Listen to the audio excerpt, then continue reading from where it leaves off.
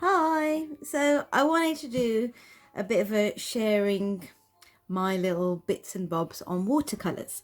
The first thing is watercolor paper is needed. You can't paint on any old paper. I recommend 300 GSM, so it's quite thick, cold press, so it's got texture. Imagine paper being pressed down with either a hot or a cold press. A hot press would make it smooth as anything. So that isn't as forgiving when you first start painting, but it is beautiful to work on.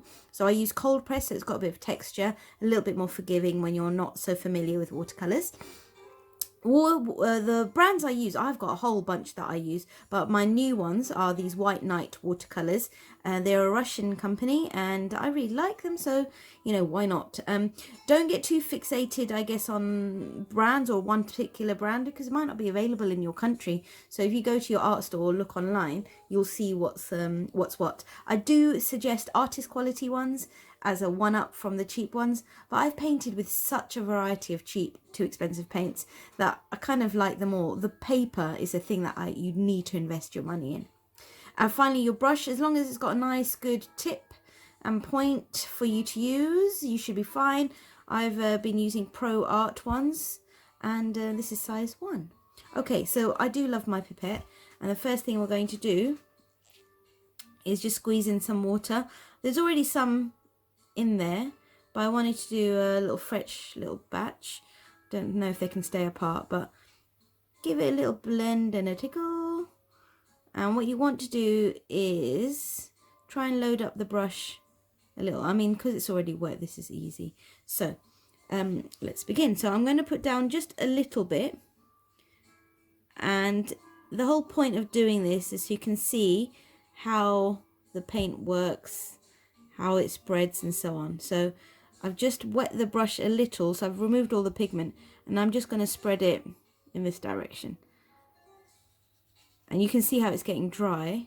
So a little bit more water, a little bit more spreading, and you can see the graduation as I add more water. It's quite delicious. Nice. Okay, clean the brush as thoroughly as you can, especially these paints are really intense, so when I don't clean them so well in between, because I'm lazy, it ends up staining a little. So I'm trying to avoid that and be good. It doesn't matter too much for your own paintings, but if I'm trying to show you something, I better just raise my game. So this is already a lot more, I feel a lot more intense, because the darkness of that pigment, and I keep kind of trying to wash away the colour in water, dragging it away. Didn't stay within the lines, but yeah, it's really beautiful. So these are the two colours that I'm going to do everything with. So whether it's using them on their own and how they behave, or mixing them together, we'll do that. And also, every time I do anything, I'm going to come back to when it's dry, so you can see what it actually looks like, because wet paint looks beautiful, but it doesn't stay like that. And that's one of the dramas and joys of paint. What happens when it dries? Do you like the look of it? I can already see some sort of blotchiness there, and we'll talk about how to kind of fix that. Okay, it's had a chance to dry, and you can see it's you can see it's faded quite smoothly and quite nice. Perhaps this isn't something we like, but there's another one that's like this, so I can show you. But if you're able to go back to dry paint and see what it looks like, we'll look at some fixes as to what you can do to sort them out. So when you buy some paints, it is good to have a play with them. I typically take a shape and just paint within it. And so I might try out a few shapes before I get to my painting. Usually I don't, I just dive in because I just enjoy getting on with it. Some people want to take more care before they get started. I just dive in. The painting, if they turn out beautiful, fine. If not, it's not a problem. Okay, so a palette is very useful. If you squeeze in some water, you can then put the paint into that, and you've got a consistent, mixed up, watery paint that you can then use repeatedly, and you'll get that consistency that you're after. Okay, I'm going to clean the brush as carefully as I can in between the colours, and let's do the same for the pink. Oh, nice. So depending on how much pigment you get in there, the intensity will vary. Okay, so I've got these ready and I'm going to use them as they are. So let's use this pink one up here. I outline with the tip of the brush, and I'm holding the brush pretty much like I would hold a pen. I'm going to do the edge first. My best strokes are the ones that are across, left to right, and downward. So if you learn to get to know what is your good stroke that you're able to control with, then be kind of systematic with it. Okay, so that's straight from there and it's nice and intense. An alternative thing you can do is just put down paint straight from the pan. Okay, and I'll put a bit more down, and then I'm going to wash off the colour, and I'm going to spread this paint into the rest of the shape using water. So the water's going to have the colour of the paint in it because it's so intense, and it kind of shows you how far the paint can go. So I typically don't go from there to here and then paint the whole thing with it. I tend to put down as much as I want for the intensity I'm after, and then add in water, plenty of it, and it's relative, you know, one line of the paint and then the rest is just the water. So kind of bear that in mind, that water is the key to watercolors. Oh look, I just dragged down some pigment down here. So it doesn't have to be especially, you know, fading from one side to the other. You can even it out. Okay, so those two can give you quite a similar look. We'll see how they dry and then we can reassess that. So let's do a big one. So now if you've got a big shape and you want to paint it, perhaps using a small brush isn't the best thing. So this is a watercolor brush and it's size 4, and this is, you know, worthwhile doing in your paintings as well. So if you've got some shapes that are bigger than others, if you use a small brush, you might not get the coverage you want, and because it works slower, it will dry quicker and then perhaps leave marks where you didn't intend them to.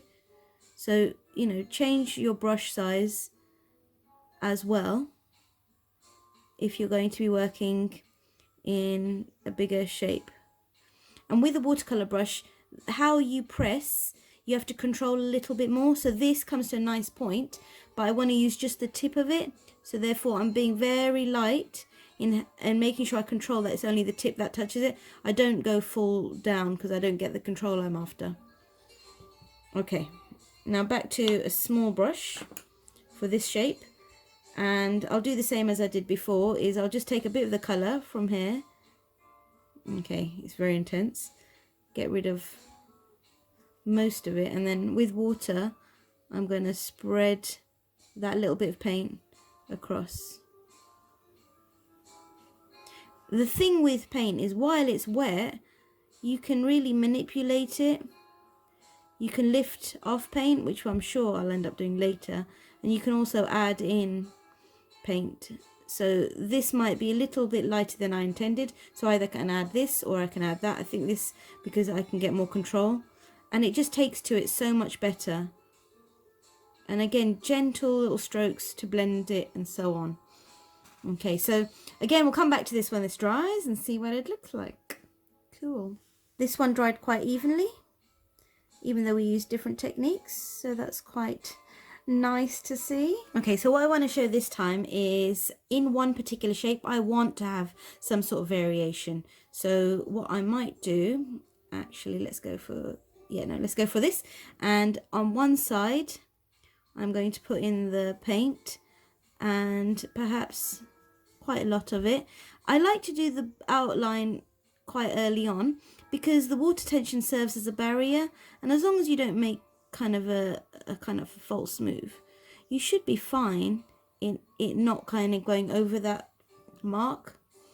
And now all I've done is clean the brush, get rid of all the pigment and paint in there. I know my water looks dirty, but it's not especially. Okay, and then you can add that water in and move the paint as you wish. And can you see it's a little bit lighter here and more intense there? It may stay that way, or might kind of move about a bit more. So let's see. But that whole idea of having an intense part and a light part, there's a couple of ways to do it. But the key is to kind of spread the paint into some water. So it's more water down on this side and less on this side. If you wanted to, let's go bold, dab off some with a paper towel. That works as well. So just a paper towel, pressing it, and can you see how it's lifted off the paint? So then if I go with a wet brush, that's even more faded. Okay.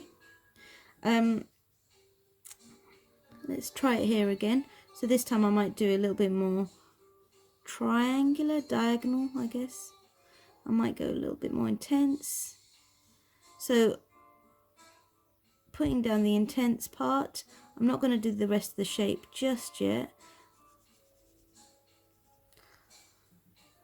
And then cleaned off all the water, so all the paint, and kind of a drier brush.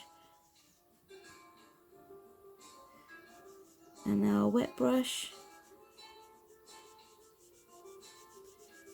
And you can see how it's blending.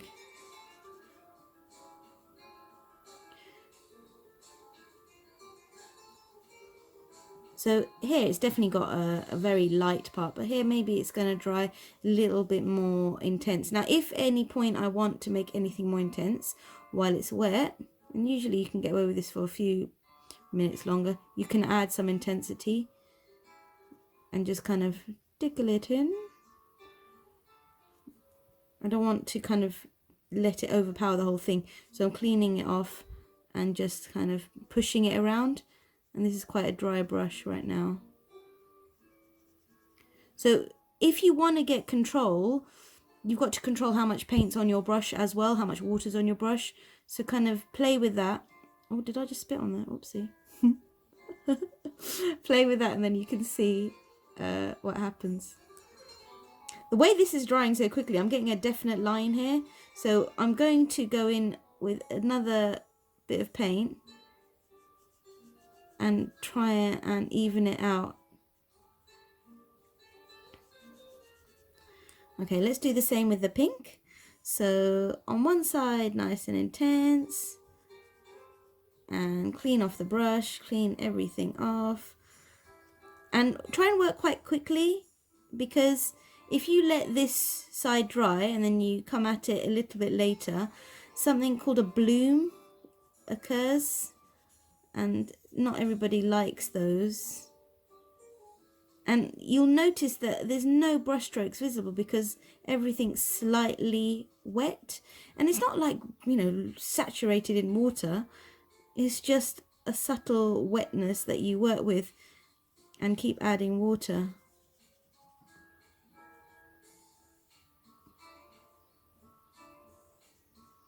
So watercolors, water is key. Get it? Watercolors. Okay, let's see how that dries. So what should we do? We'll go for this straight from the pan. Put down a couple of lines, wash out the paint, and go back at it with some water. Do the borders first. And again, continuing to use my horizontal and vertical strokes. Okay, I think more water.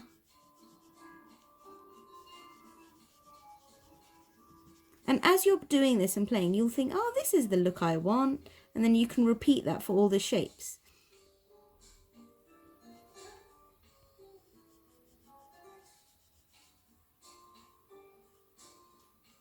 Ooh, this is blooming here. So this kind of cauliflower effect. You can blend it away while it's wet. And if it dries, you just go at it with a wet brush. So anything that's dry and hasn't dried to our liking, we'll come back to, and I'll show you how you can adjust and change them. Nicey nice. Okay, so I like the fact that there's these effects here. Now say you don't like them. What can you do to fix them? So you'll take a brush. I'm going to clean out the paint completely. And you're going to basically just softly blend and add that water. Now don't do in just those places, redo the whole shape. Okay, and if you do that for the whole shape, gently blending and redistributing the paint, you can even out pretty much any shape that's gone a little bit askew. So I still want the light and dark, but I don't want necessarily that bloom. Now doing this, you might think, yeah, it's sorted, it's all done. Actually, it might not be, so you have to come back to it again. So let's do it for this one as well. So I've got some water, especially in the intense part, and before I move it anywhere else, I'm going to rub and blend it in this bit so that the pigment lifts into the water, and then once it's lifted in, then I can redistribute it. Now did I still want the fade? Yeah, I've still got the fade. Okay, so this is going to have another revisit so we can see how they've behaved. This one and this one I'm fine with. And say, for example, you can see a brush mark there. Oh, clean brush. You can just go over it and blend it very gently. And can, I don't know if you can tell, it's very tiny. You can redistribute the paint. Try to do it for the whole shape, so you don't introduce new tide marks that you didn't have there in the first place, but because you only did a corner of the shape, you somehow introduced it. So do the whole shape again, and everything lifts off at the same time, everything's wet again at the same time, and then everything should dry at the same time.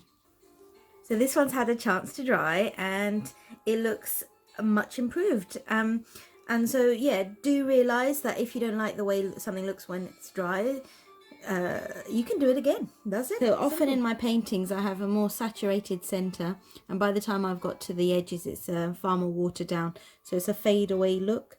So I typically do this in the same way every time, quite systematically. I'm going to give this a little bit more intensity, and the first shape, the most intense, I'll just do the outline with my brush tip. And because it's nice and consistent from the palette, I'll fill it up consistently. Okay, I'll do that for all the shapes I want like that, and then I'll take some water and maybe add 1, 2, 3 drops. Okay, mix it all up, and that can be my second shape. And it should be subtly lighter or drastically lighter depending on how much I've added. Here's a little bit, and then 1, 2, 3. So I'm just adding more water each time, and it'll give you some graduation, but it might not be exactly how you want. So I'll show you how you can kind of fix that and make it a little bit more even, but try to do it in a even way. So the last one got loads more water. I think I need to add a lot more.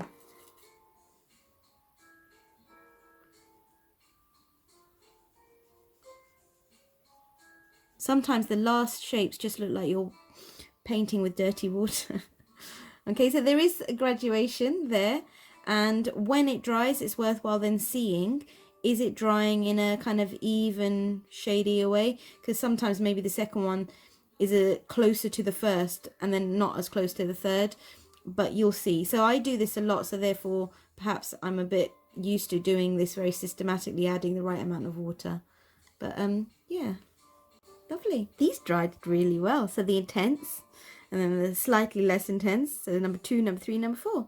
So that worked out well. So it's about controlling this very systematically. So say this was the pure paint, then I added 3 drops of water, and then maybe 4 or 5 drops of water, and then maybe 6 drops of water. You can't just add the same amount each time. It doesn't necessarily give you the same.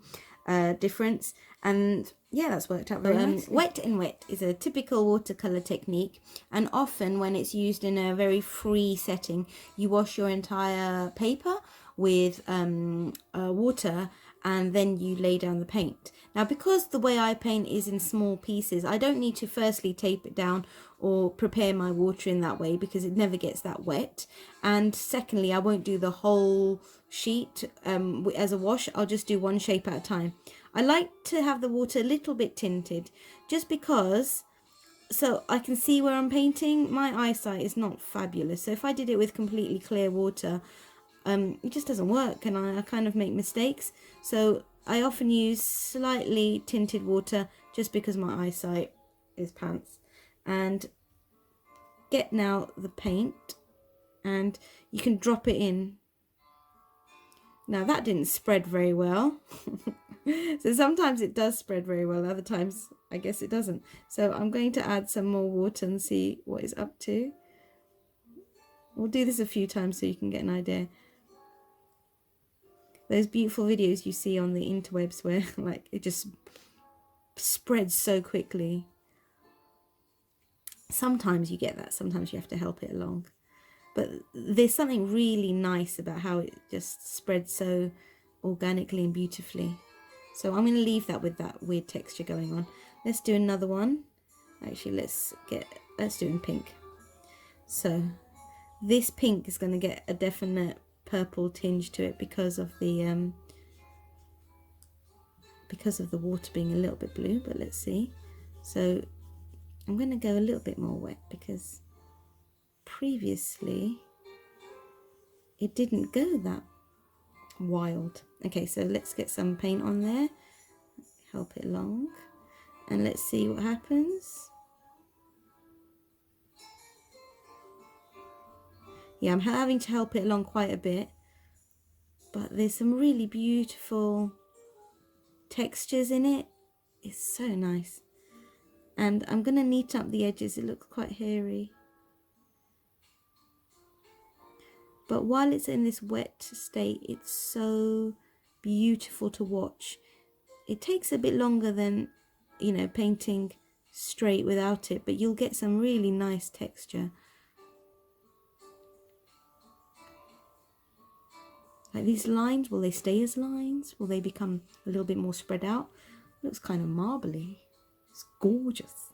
Okay, let's do a couple more. This time I'm gonna make it a little bit more blue to begin with. Put the whole thing down.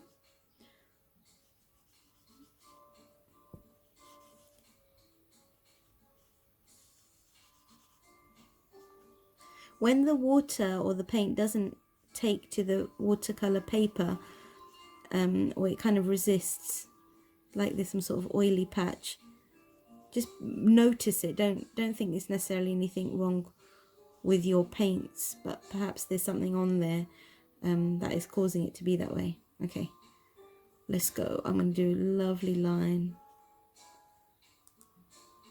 Oh, so just this little dabbing, tickling, gentle movement.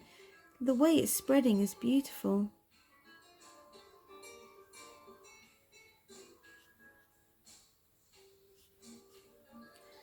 Yeah, very nice.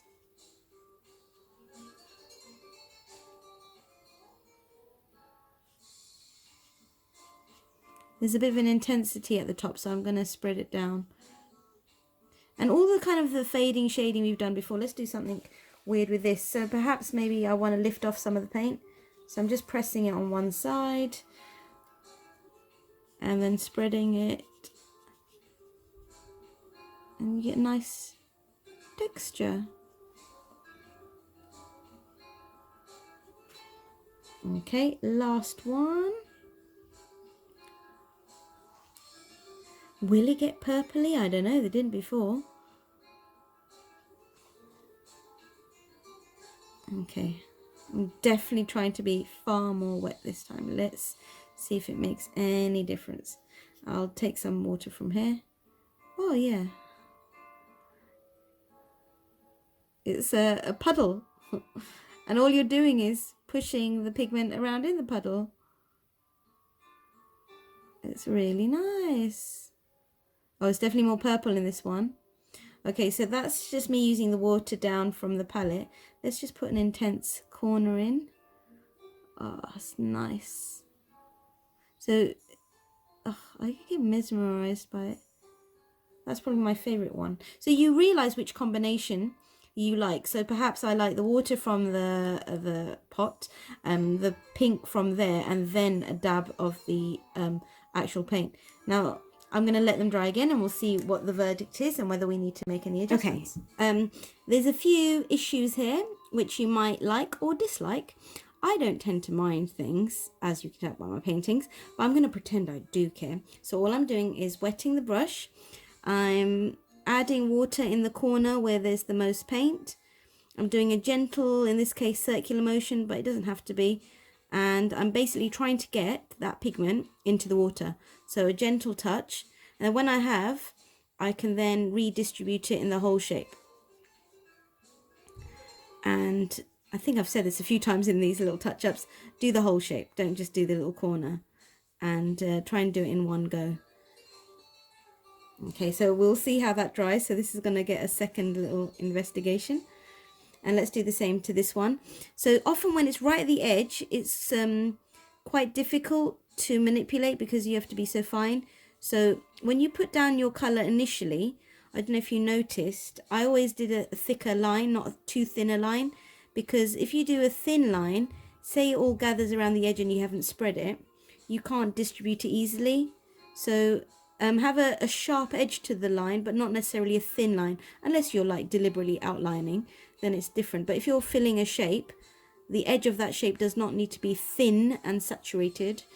It won't help you distribute. So that's done as well. Should we do this guy? Yeah, let's do this guy. Okay, so tickle, tickle, tickle. Manipulate it into the water. I think I need a bit more water because it's a bigger shape. So I'm going to concentrate here for a while, get all that pigment into it, and then let's spread it across the whole thing. I think I need more water. Yeah, that's better. If it doesn't flow, or if it resists, or if it leaves marks or kind of staggers and there's a bit of friction in your brush across the paper, just add more water. None of that should be like happening.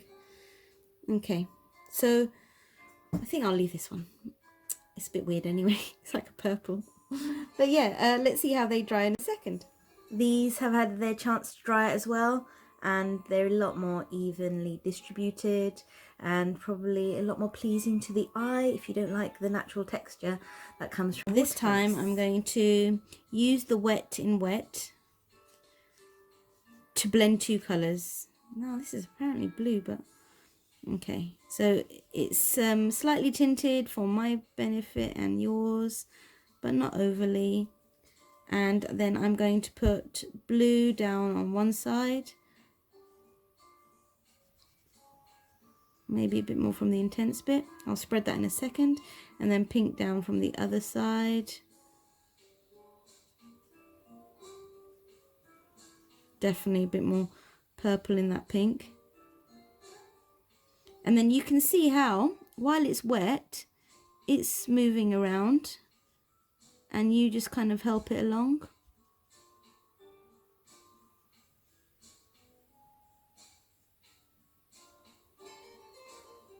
Oh, lovely. You can go back with a bit more intensity. Dot it, blend it, move it. Let it kind of dictate to an extent how it's going to look. And then you kind of help it along. Let's try another one. Okay, so water down first. All these variables, so this water is definitely more blue. It's actually very mildly tinted. You can barely see any of it. But I can just about see it. So it's fine, it's fine. I'm going to go a little bit more wet. And now clean off that, and let's go for a big pink patch on this side. Clean, clean, clean the brush. And the blue on this side. Oh, that's not very intense. Let's do it like so. I might make the pink a bit more intense. Okay, so I've cleaned off all the water from both of them. It's still wet. And I'm going to bring them together over here. Get my side a little bit even. And then do the same at the top.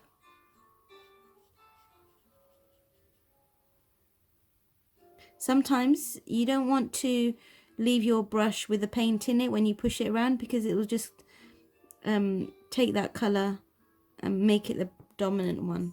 So try and use a paintless wet or dry brush, so that what's on the page is actually being moved, you're not adding to it. Oh, it's so psychedelic. I like it. Yeah. Okay, so these two have dried.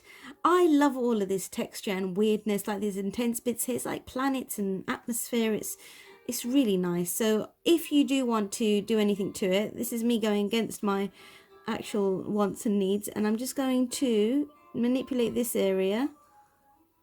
And because the other areas are different colours, I have to really clean all the colour off and then just spread it into the middle and then clean off all that colour. So it's a little bit different and a bit annoying.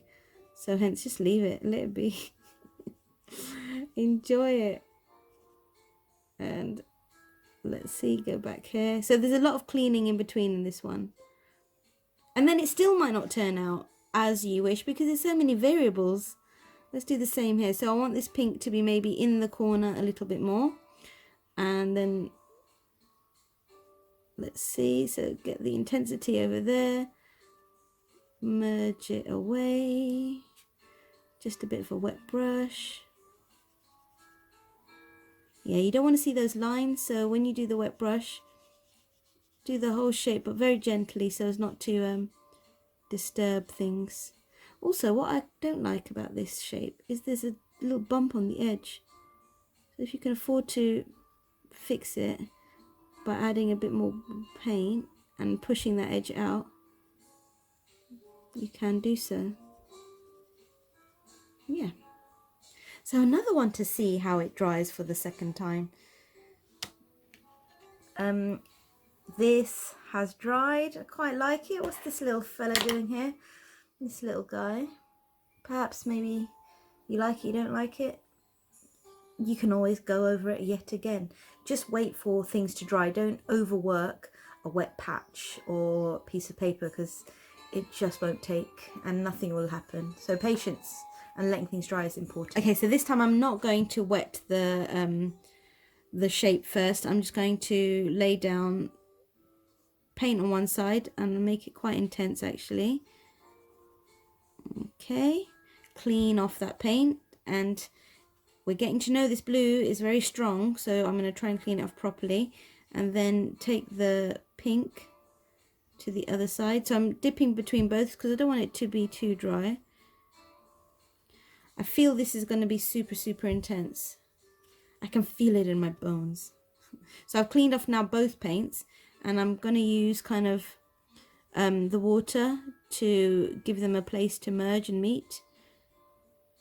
If I do this side first, and then I'll do the pink. And now let's bring them together. So with this, I feel as though you need to do a lot more of the moving around. So notice how I'm just leaving my brush strokes in the middle, not going too far to the left or to the right, because I don't want to, well, I say that and I went all the way across. I don't want to make the pink too purple. I don't want to make the blue too purple. So see how it behaves.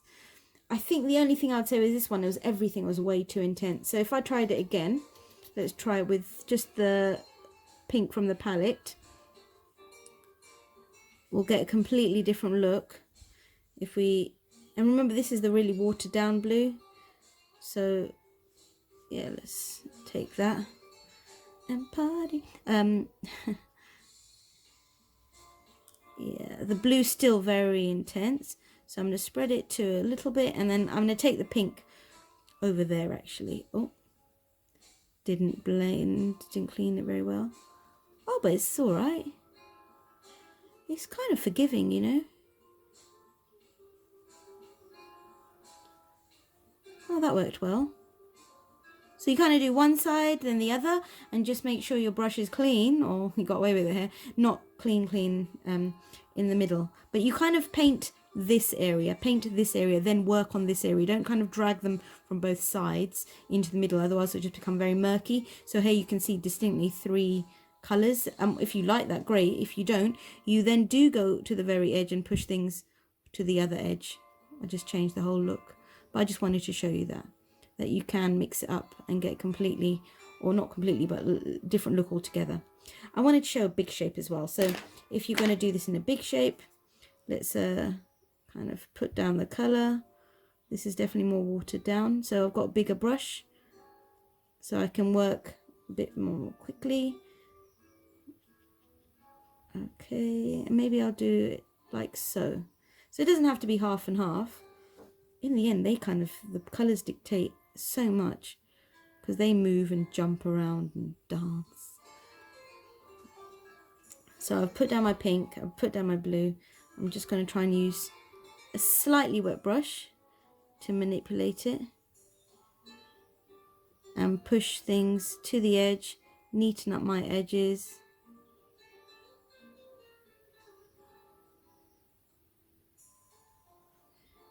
And I use these 2 very deliberately contrasting colours. Oh, the pink's gone.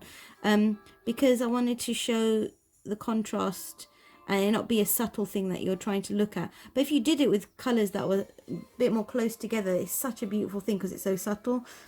Okay, my pink disappeared. So I've lifted off the paint and I'm going to put down purple again. What's wrong with me? Let's do that again. So just a clean bit of tissue. Yes. And then you can put it down. So there is a danger that this border might look really obvious. So you just blend it and then wait for it to dry and see what happens. But you can get such nice effects. I would say don't be too fixated on what you're after. Kind of let it dictate to you and see what happens when you play with it. And if you want to repeat a look, you just systematically repeat that process. Dab here, dab that, and so on and so forth. Don't know what dabbing's got to do with it. Okay. These are delicious. So this is what happens when you blend 2 colours and aren't too fixated by how they are. Look at the blurry, blendy gorgeousness. You can just imagine those white dots being put on by those people who like painting beautiful sky scenes and night skies. It's gorgeous. So yeah, I would probably not do these 2 colours in a painting. They're too starkly different. Maybe if this was a blue and a green, or maybe a pink and a purple, I would love it. I'd love it. Okay, so a bit of a recap. We started off with the materials that I use, had to play with them with a palette, tried to get a shady look in one shape and then fading away from one shape to another shape and so on. Wet in wet, where you're just using one colour. Had a rogue one here, and then 2 colours, blending them either wet in wet or just letting them merge. I hope you kind of got a bit of an idea of what I do and how I do it. There's so much watercolour stuff out there. You can learn from actual artists in institutions and courses, online, YouTube videos. So, you know, do put in the time to kind of get to know your materials and see what you can make, because it's such a lovely thing to do, to paint with watercolours. Pure joy. Enjoy. Bye.